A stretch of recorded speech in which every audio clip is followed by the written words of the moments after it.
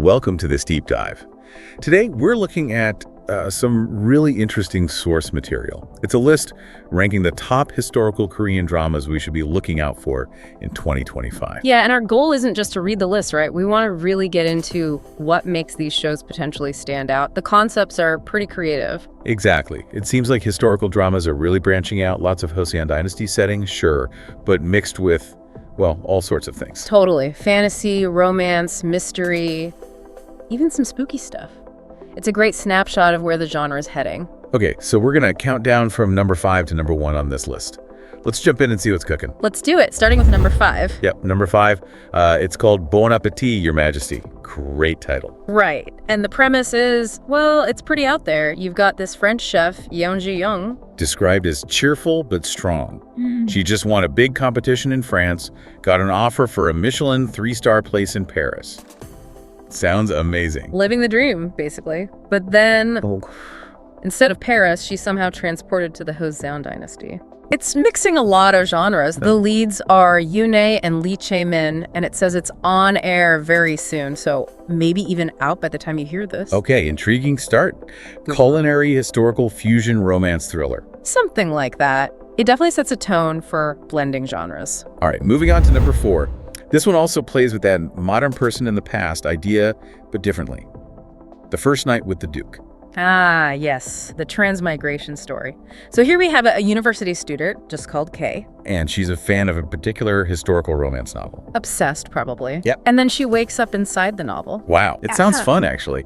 The leads are Seo Hun and Ok Taekyeon. Release date listed as June 11th, 2025. Yeah, it plays with tropes in a really self-aware way. It's interesting to see that kind of meta-storytelling in a historical drama format. For sure. Okay, number 3. Different vibe again. The Scandal of Chunhwa. Right, this one's set in a fictional historical country, Dongbanguk. That gives them freedom. Good point. No need to stick strictly to Joseon history. And the main character is a princess. Hwari, the youngest princess, and she's got an independent streak. When it's time for her to marry, she decides she's going to find her own husband. Bold move for a historical princess, rejecting arranged marriage. Totally, but that's only half of it. She also wants to find out who painted her face onto a series of erotic paintings. Chunhwa. Whoa. Okay, so she's leaving the palace to find a husband and solve a scandalous art mystery involving herself. Yep, dual mission. A princess taking charge. Leads are Go Ara and Cheng Rayul. Release February 6, 2025. So this one might already be out. Could be. Worth checking out. Now for number 2. We shift tone quite a bit. The Haunted Palace. Okay, title says it all. History plus horror. Looks like it. The setup involves a government officer, Yoon Gap, good reputation, handsome, the usual. But he gets possessed by an Imugi. An Imugi, like the legendary serpent creature. That's the one. Trying to become a dragon, you know the lore. So people think Yoon Gap's lost his mind, but nope. Possessed. Yikes. Okay, that's dramatic. Yeah. Especially inside the palace. And the Imugi has a goal.